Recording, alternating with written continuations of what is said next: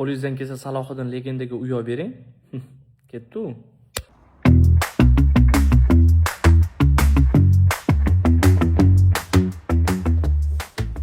Assalomu alaykum, xush kelibsiz. Va alaykum assalom. Uy olmoqchi edik, ma'lumot berib yuboring.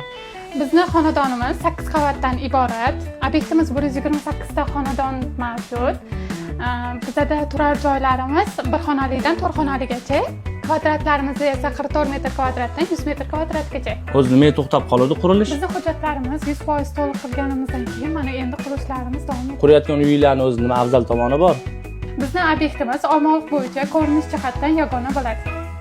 Demak, uylar narxi qimmat ekanda. Narxlarimiz xalqimiz uchun hamyonbop belgilangan.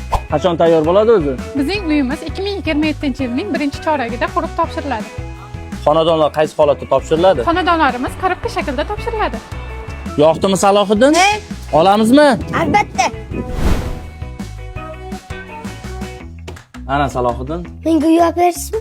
uyni o'zimga oldim. Senga boshqa joydan uy olamiz. Mana Salohiddin, va'da qilganimdek uy. Bonusiga mashina. Yes. Ikkalamiz ham uyli bo'ldik ukam.